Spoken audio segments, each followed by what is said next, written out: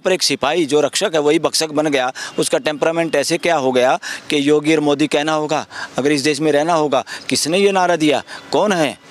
Sir ये घटना जो देख पा रहे हैं हम ट्रेन के अंदर में, सर कैसे देख पा रहे हैं इस घटना को देख करके? सबसे पहले मेरा सवाल कि आपके मन में क्या कुछ चल रहा है? हमें भी जब इसका पता चला कि इस तरह मुंबई के पास की ट्रेन में, जयपुर मुंबई या कहाँ से ट्रेन जयपुर से जा रही थी, उसमें कोई रेलवे पुलिस का कोई सिपाही, आरपीएफ के, रेलवे प्रोटेक्शन फोर्स उसको कहते हैं, उसके किसी सिपाही ने अपने बॉस को भी और अन्य लोगों को भी गोली मारी।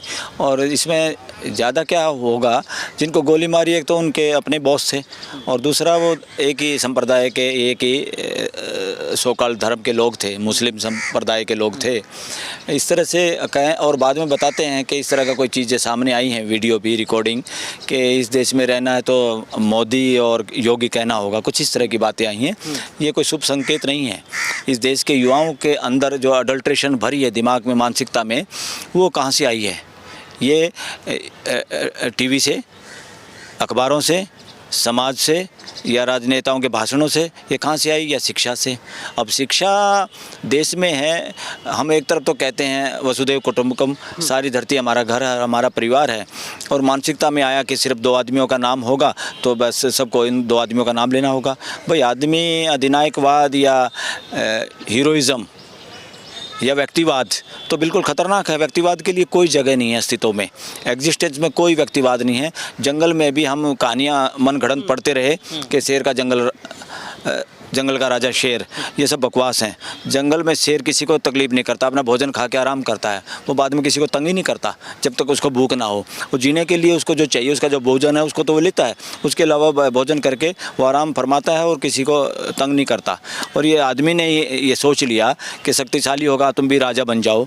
और आप इस घटना पे सर कैसे देखते हैं? इस घटना को ये देखते हैं कि एक सिपाही का भी, जिसको पूरे संविधान की जो और झंडे की जो सलामी करता है और प्रण लेता है संविधान की रक्षा करने की, वो आदमी संविधान में पूरा देश आता है, 130 करोड़ लोग आते हैं, इस देश की संपत्ति आती है, सारे लोग आते हैं, सारे धर्म संप्रदाय आते हैं, सारी भाषाएं आती हैं, सारे राज्य आते हैं। तो उसमें आदमी के दिमाग में ये किसी ने डाल दिया, उसकी ट्रेनिंग में कहाँ से ये आया कि उसको 2 आदमियों के का नाम लेने का प्रेशर डाल के वो अपनी सरकारी बंदूक को, जिसको हिफाजत करनी थी सबकी, पूरे 130 करोड़ लोगों की, अन्याय के खिलाफ, वो खुद ही अन्यायकारी बन बैठा। ऐसा क्या है, कहाँ से शिक्षा आ रही है? ये विभाजनकारी शिक्षा वही लोग फैला रहे हैं जो इस देश का विभाजन चाहते हैं, जो इस देश में ज़बरदस्ती शासन करना चाहते हैं, देश, जाति और धर्म के आधार पे। अच्छा सर, एक चीज़ और भी है कि सर नॉर्मली तमाम लोग जो है ट्रेन में सफ़र करते हैं और सर बड़े बेफिक्र होकर भी रहते हैं कि कोई बात ना हो जाए, कोई चोरी ना हो जाए, तो क्योंकि देख रेख करने के लिए और तमाम चीज़ों घटने का वो चीज़ जायजा लेने के लिए सर आरपीएफ के जवान मौजूद रहते हैं।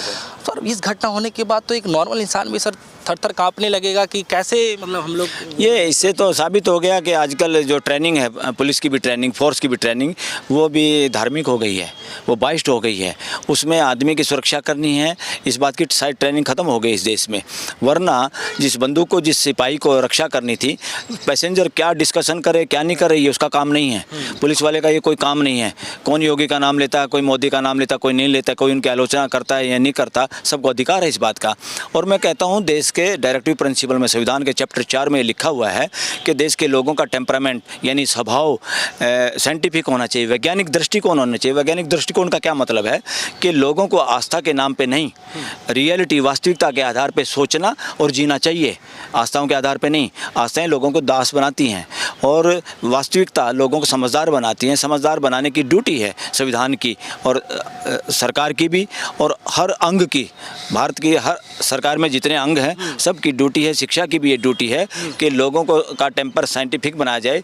यहाँ पर एक सिपाही जो रक्षक है वही भक्षक बन गया, उसका टेम्परामेंट ऐसे क्या हो गया कि योगी और मोदी कहना होगा, अगर इस देश में रहना होगा। किसने ये नारा दिया, कौन है?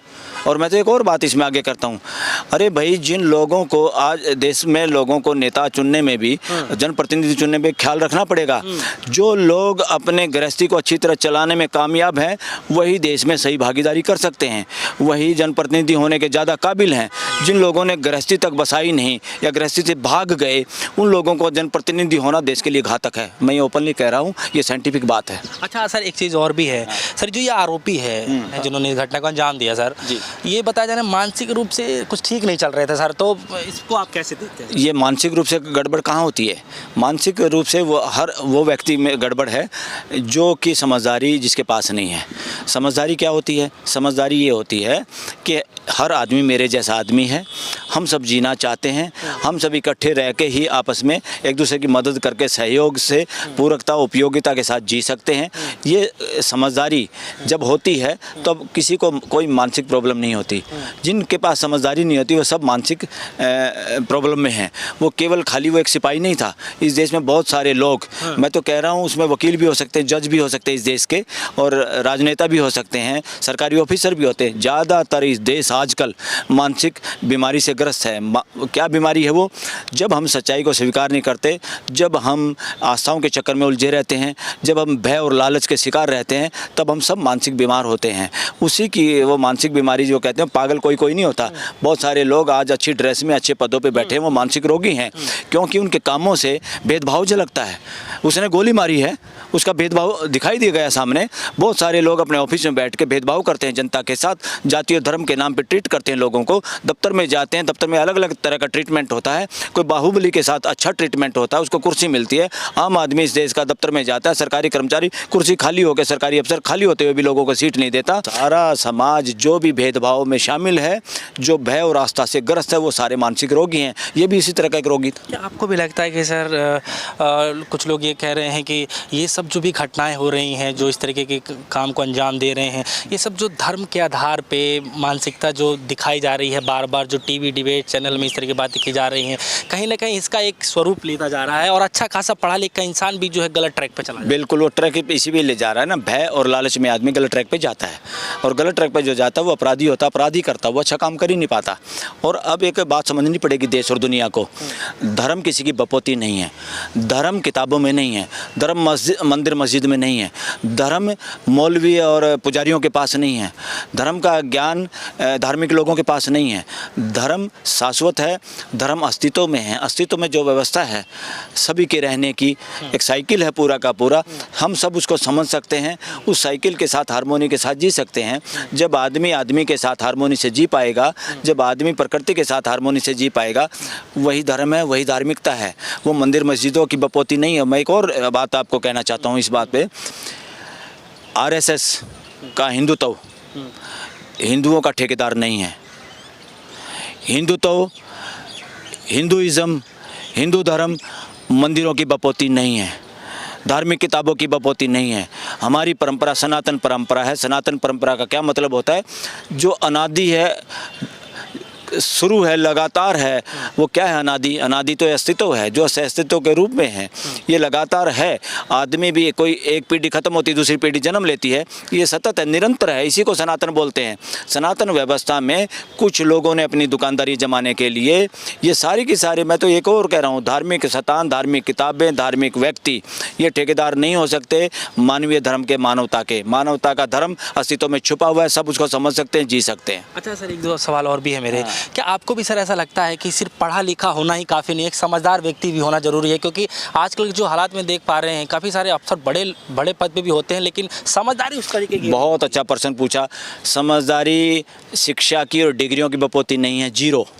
जितने समझदार आज की शिक्षा ने बल्कि लोगों को पागल बना दिया, मानसिक रूप से गुलाम बना दिया है। वो लोग जिंदा रहने की शिक्षा इनमें दी जाती। जिंदा रहने की क्या मतलब? आईआईटी कर ली, किसी ने वकील बन गया, उसको तनख्वाह तो मिल जाती है, और जीना कैसे उसको पता नहीं है। रात को उसको नींद नहीं आ रही है, गोलियां खा के सो रहे हैं, एक दूसरे कंपटीशन कर रहे हैं, एक दूसरे को नीचा दिखाने की कोशिश कर रहे हैं। देश को एमएलए, एमपी, प्राइम मिनिस्टर वो बनने के लिए क्या क्या नहीं हो रहा। ये कुकर्म जो हो रहे देश में इसी वजह से तो हो रहे हैं। पढ़ा लिखा आदमी बेवकूफ़ आदमी और सामान्य आदमी समझदार आदमी।